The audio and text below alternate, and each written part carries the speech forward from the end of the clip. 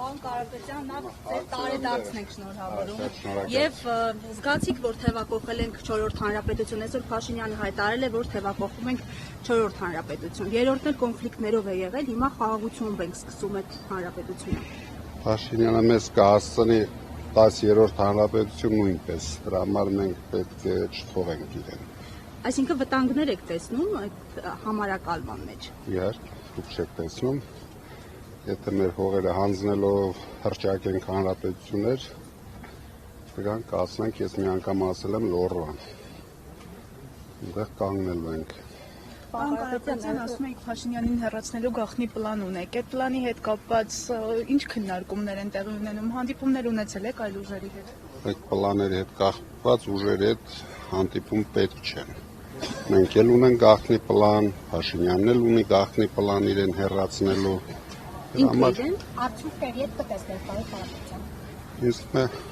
շուտով։ Պարոն Կարապետյան, այդ գաղտնի պլանով դուք կարծեք հեռացրել եք նաև Ալեն Սիմոնյանին, բայց մեկ այլ պլանով փաստորեն հետ է վերադարձել։ Հիմա ինչ պլան է գործել, որ ինքը գնացելու հետ է եկել եւ ռակերովկան ինչով եք պայմանավորում աղքարտուղարի պաշտոնում նոր թեկնածուի առաջադրման։ Հետ չէ եկել, իրեն նշանակել են աղք։ Հիմա եթե որակը իրեն դուր է գալիս, թող աշխատի։ Պարոն Կարապետյան, դուք եւ Սփյուռքի մի շարք գործիչներ պարբերաբար նշել եք ուժեղ Սփյուռքի կարևորության մասին եւ միասնական Հայաստան-Սփյուռք զարգացման մասին։ Վերջերս իշխանական պատգամավորը ասաց, որ ուժեղ Հայաստան, ուժեղ Սփյուռքը միֆ է եւ որ Սփյուռքը ուժեղանում է Հայաստանից դատարկվելու հաշվին։ Ինչու է այս մոտեցումը իշխանությունը որդեգրել, այն ուր կտանի եւ արդյոք այս համատեքստում տեսնում եք Սփյուռքի քաղաքացիների իրավունքի որոշակի սահմանափակումը։ Իհարկե, իրենք ամեն ինչ անում են դրսի թելադրանքով, որ մեր Սփյուռքը իր աջակցությունը չունենա Հայաստանի զարգացման մեջ, իր մասնակցությունը չունենա Հայաստանի քաղաքական կյանքում, իրենց թվում է իրենք այդպես հնարավորություն կունենան վայելեն մի քիչ ավելի երկար, բայց սխալվում են։ Պարոն Կարապետյան, Աննա Հակոբյանը նաև ձեր քաղաքական ուժի ազգային ժողովում խմբակցության ղեկավարին էր հրավիրել հանդիպման, որպեսզի քննարկեն կանանց հանդեպ ընտանեկան բռնությունների հարցը։ Այս մասով դուք ինչ կարծիք ունեք, ինչու հրաժարվեցիք։ Կանանց մասով ինձ հարց մի տվեք, ում հրավիրել էր իրեն հարց։ Լավ, պարոն Կարապետյան, մեկ հարցը հայ առաքելական եկեղեցու վերաբերյալ տեսնում ենք, որ մեծ ու փոքր տարբեր քպայականներ շարունակ հայտարարում են, որ այս ընտրություններով մանդատ են ստացել նաև եկեղեցու հարցեր, այսպես ասած, լուծելու համար։ Հիմա տեսանք վեհապարին տարան հասցրին դատարան, օգոստոսի 28-ին արդեն այլ դատականիստ է նշանակված, նոր դատավորի հանգամանքով պայմանավորված։ Դուք ինչպես եք պատրաստվում դիմակայել, ձեր այդ գաղտնի պլանը կօգնի եկեղեցուն։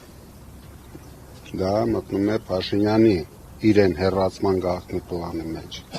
Դրա համար թողեք այդ մարդիկ գնալով իրենց հարցերը լուծեն։ Ինչպես եք գնահատում այդ process-ը եկեղեցու դեմ։ Դե դա ես ասել եմ, համաշխարհային ամոթ է, մեր ազգի ամոթն է։ Դա պրոստո խայտարակություն է։ Այս մարդիկ ինչ որ անում են ոչ միայն մեր եկեղեցու։ Պարոն Կարապետյան, ի հակադրություն այդ գաղտնի պլանի, այսօր բացահայտ պլան կառավարությունը իր նիստի օրակարգում էր, որ 2026-ից 31 թվականներին ինչ պետք է անեն եւ այդ թվում նաեւ եկեղեցու իրենց ասած բարենորոգումներ, վեհապարին պետք է հեռացնեն, նոր կաթողիկոս նշանակեն, այսինքն իրենց ծրագիրը բացահայտ է, հիմա դրա դիմաց ինչ որ գործողություններ կան։ Իրենք կհասցնեն միայն իրենց բարենորոգեն, իրենց պլաններով հազիվ դա հասցնեն։ Փառք Աստծո, այն մնացածը չեն ասում։ Պարոն Կարապետյան, մի քանի հարցում եմ ձեր հայտարարակի հետ կապված։ Փետրվարից ասում եք, որ արդեն տվել եմ այդ։ Այո, արդեն տվել եք։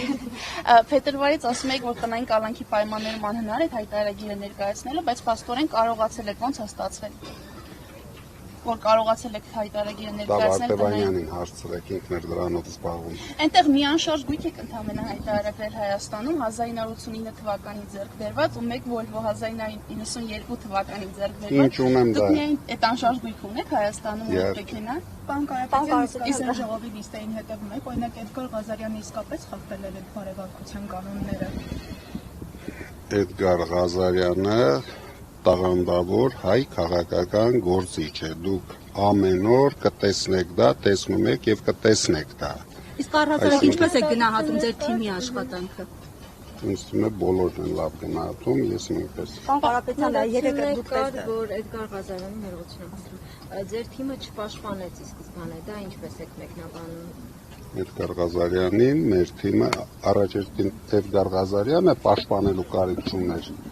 բայց մեր թիմը շատ գրագետ ամեն ինչ արեց,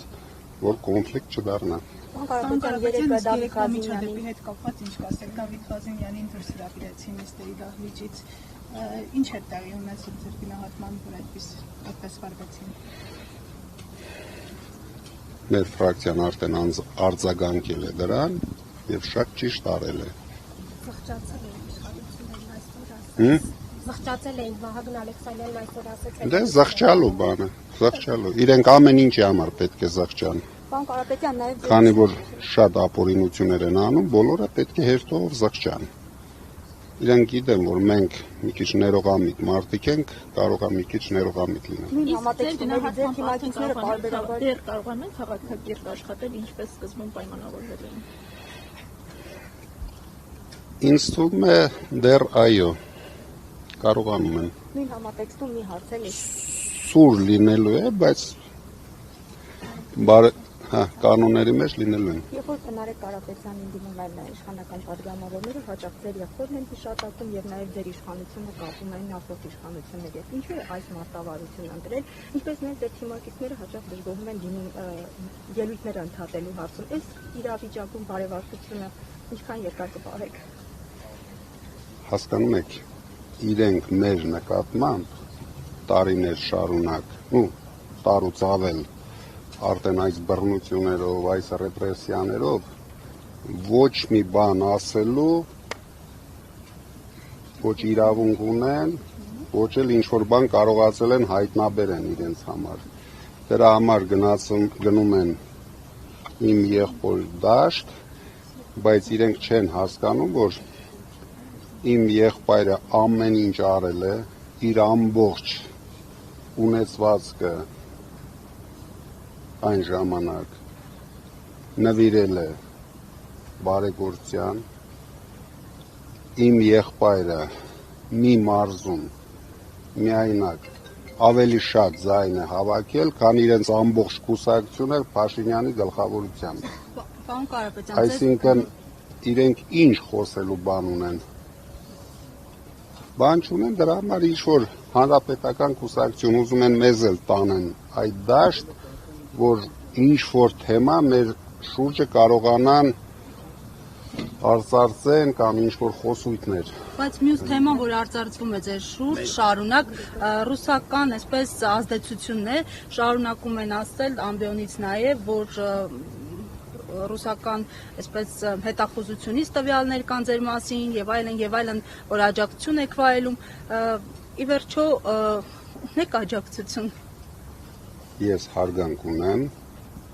ինձ թվում է թե Ռուսաստանում, թե Հայաստանում, ինչը որ ընտրությունների արդյունքները ցույց տվեցին։ Դրա համար իրենք թող մտածեն, որ իրենց տներում հարգանք չունեն։ Այսինքն քաղաքացիների մակարդակով հարգանք։ Իրենք իշխանություններին են վերագրում։ Իշխանությունների մակարդակով հեսա կտեսնենք, վազելով կգնա։ Հիմա տեսնեք ով իշխանությունների մակարդակով աջակցություն ունի։ Պարոն Կարապետյան, դուք 100 ուսանողների հավաստագրեր եք նվիրել ուսանողացավճարների։ Հասցրել եք երեխեքի հետ շփվել, ճիշտ է տպավորությունը, ճիշտ եք։ Տաղանդավոր երիտասարդներ էին, ես շատ ուրախ եմ, որ Հայաստանում այդպիսի տաղանդավոր ուսանողներ կան, երիտասարդներ կան, ովքեր պետք է կառուցեն մեր երկրի ապագան։ Կարապետյան, ձեր մյուս երկրների քաղաքացիությունից հրաժարվելու այդ process-ը ուր է հասել, որովհետև քննադատություն կա, որ դա ընդհանրապես ձևական բնույթ է կրում։ Բա Փաշինյանից քիչ եք հարցնում իր քաղաքացիություն, Հայաստանի քաղաքացիությունը չի հրաժարվում։ Այսքան փորձանք ա բերել այս երկրի գլխին, թող հրաժարվի քաղաքացիությունից։ Բա իրան էլ հարցրեք։ Հայտարարել եք կապված մի հարց է, մեծ չափով կանխիկ եք հայտարարել $26 միլիոն, այդտեղ 2 միլիոն շուրջ ռուբլի։ Կարող եք ասել, ինչ իմաստ կա այդքան կանխիկ պահելու եւ արդյոք ձեր հայտարարել ցանկին ծանոթացել եք, դա ամբողջական ցանկն է։ Ձեր գույքերի եկամուտների Ես ունեմ մասնագետներ, ովքեր դրանով զբաղվում են։ Բայց դա որ խնդիր լինի, դա ձեզ են ասել։ Ուրեմն կա։ Եթե չլինի։ Դուք ծանոթացել եք ԿԿՀ Դեռ ներկայացուցիչին։ ոչ։